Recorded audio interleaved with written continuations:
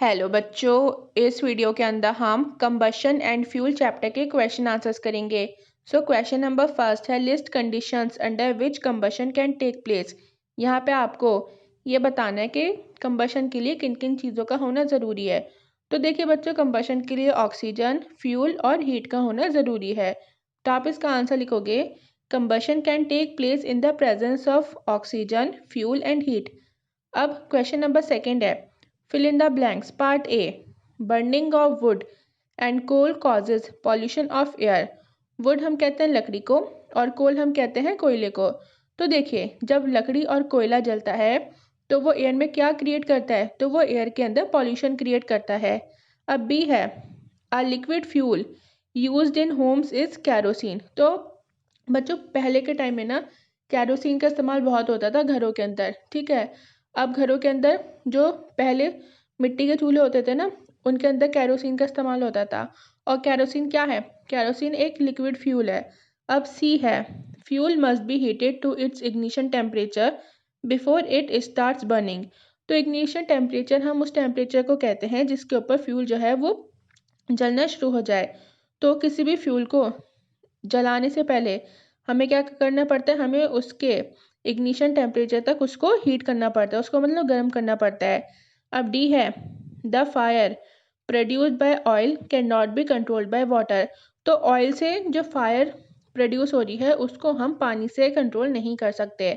अब थर्ड है explain how the use of CNG in automobiles has reduced pollution in our cities. तो बच्चों, आपने देखा होगा कि अब ना सीएनजी का लोग ज़्यादा इस्तेमाल करते हैं, ठीक है। तो सीएनजी के इस्तेमाल से हमारी सिटीज़ के अंदर पॉल्यूशन जो है वो कम हो गया है। तो ऐसा क्यों? तो देखिए बच्चों, ऐसा इसलिए ये सीएनजी जो है ये एक क्लीन फ्यूल है, ओके। इसके जलने पर स्मोक प्रोड्यूस नहीं होता, मतलब ज़्यादा स्मोक तो प्रोड्यूस नहीं होता। और क्या होता है, हार्मफुल सब्सटेंसेस भी प्रोड्यूस नहीं होते। तो इस वजह से सीएनजी के यूज़ से, मतलब सीएनजी का यूज़ जब हम ऑटोमोबाइल्स में करते हैं तो उसके यूज़ से हमारी सिटीज़ में पॉल्यूशन जो है वो कम हुआ है। तो आप इसका आंसर लिखोगे the use of CNG in automobiles has reduced pollution in our cities because it is a clean fuel and it does not produce smoke and harmful substances. अब क्वेश्चन नंबर फोर्थ है compare LPG and wood as fuels. तो यहाँ पे ना आपको LPG और would को compare करना है। तो एलपीजी में आप लिखोगे इट प्रोड्यूसेस लेस पॉल्यूशन। तो एलपीजी जो है वो लेस पॉल्यूशन क्रिएट करती है। It is a gaseous fuel. तो एलपीजी क्या है? ये एक गैसियस फ्यूल है, ओके, मतलब गैस की फॉर्म में होती है। The calorific value is 55,000 kilo joule per kilogram.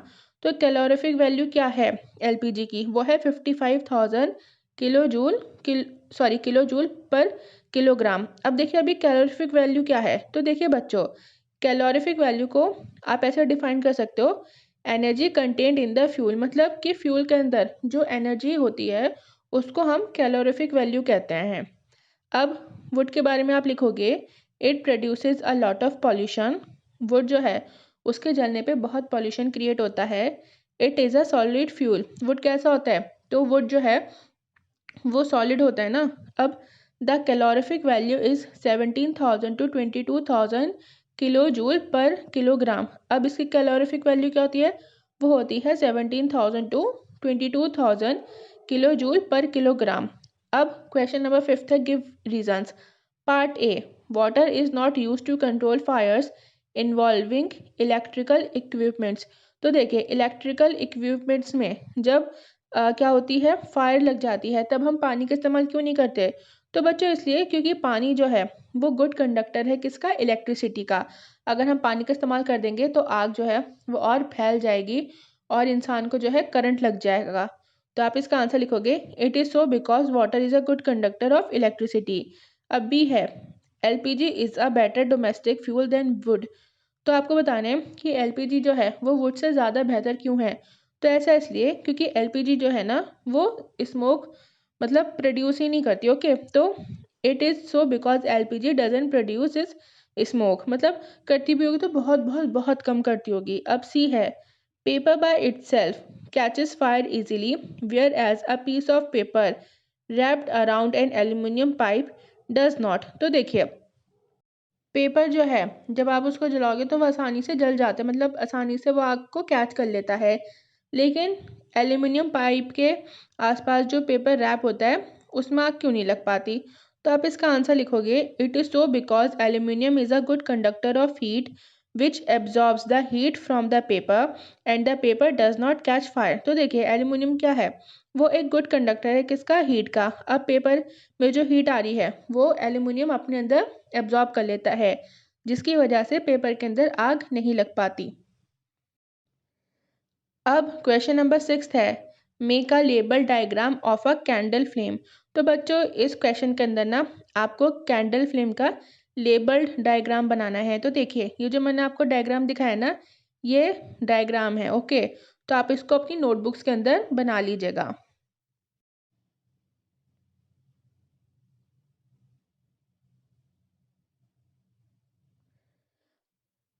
अब क्वेश्चन नंबर 7 है name the unit in which the calorific value of a fuel is expressed. तो यहाँ पे आपको उस यूनिट का नाम बताना है जिसके अंदर कैलोरीफिक वैल्यू जो है उसको एक्सप्रेस करा जाता है। तो वो क्या है बच्चों, it is express in the form of kilojoule per kilogram. तो कैलोरीफिक वैल्यू जो है वो किस में एक्सप्रेस होती है, किलो जूल पर किलोग्राम में, ओके। अब 8 है explain how CO2 is able to control fires. तो देखिए कार्बन डाइऑक्साइड जो है वो आग को कैसे कंट्रोल कर लेता है। तो आप इसका आंसर लिखोगे it is heavier than oxygen and it covers the fire like a blanket and cut off the contact between oxygen and fuel. तो देखिए CO2 ऐसे मदद करता है कि CO2 जो है ना वो ऑक्सीजन से ज़्यादा हैवी है, ठीक है।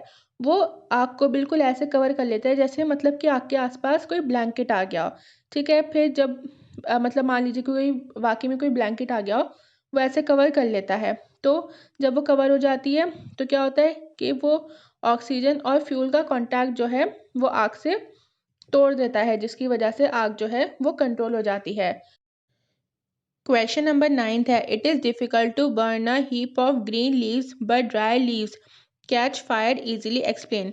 तो देखिए यहाँ पे ना आपसे पूछा जा रहा है, मतलब हाँ ये पूछा ही जा रहा है आपसे कि मान लीजिए हरी पत्तियों का पूरा ग्रुप है, मतलब हरी पत्तियों का चट्टा लगा हुआ है। तो उसको जलाना बहुत मुश्किल होता है, ठीक है, उसको हम जला नहीं पाते सही से। लेकिन ड्राई लीव्स का जो पूरा मतलब बहुत सारी ड्राई लीव्स होती हैं वो आसानी से जल जाती हैं, ऐसा क्यों? तो देखिए बच्चों आपको पता है कि ग्रीन लीव्स में मॉइस्चर होता है और ड्राई लीव्स में मॉइस्चर नहीं होता, ठीक है। अब मॉइस्चर प्रेजेंट है ग्रीन लीव्स में, इसकी वजह से उनमें आग नहीं लग पाती, और ड्राई लीव्स में मॉइस्चर नहीं होता, इसकी वजह से आग जो है वो लग जाती है। तो आप आंसर लिखोगे it is so because green leaves have moisture whereas dry leaves doesn't have moisture. अब क्वेश्चन नंबर 10 है which zone of a flame does a goldsmith use for melting gold and silver and why? तो देखिए इस question का मतलब है कि जो सुनार होता है वो गोल्ड और सिल्वर को मेल्ट करने के लिए फ्लेम के कौन से जोन का इस्तेमाल करता है और क्यों। गोल्ड और सिल्वर को मेल्ट करने के लिए गोल्ड स्मिथ जो होता है वो फ्लेम का आउटर मोस्ट जोन जो है उसका यूज़ करता है। अब आउटर मोस्ट जोन का वो यूज़ क्यों कर रहा है, क्योंकि सिल्वर और गोल्ड का जो मेल्टिंग पॉइंट है वो हाई होता है, और आउटर मोस्ट जोन जो है वो वो कैसा पार्ट है, वो हॉटेस्ट पार्ट है फ्लेम का।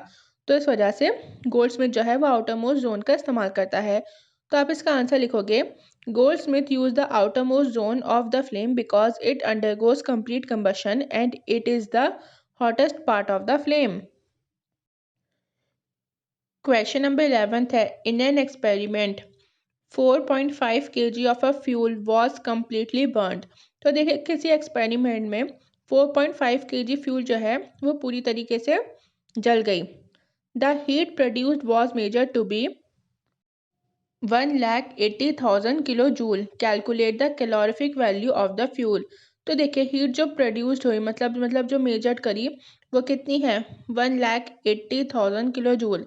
अब यहाँ पे आपको कैलोरीफिक वैल्यू निकालनी है फ्यूल की। कैलोरीफिक वैल्यू निकालने का फॉर्मूला क्या होता है, heat produce during combustion by quantity of fuel, okay.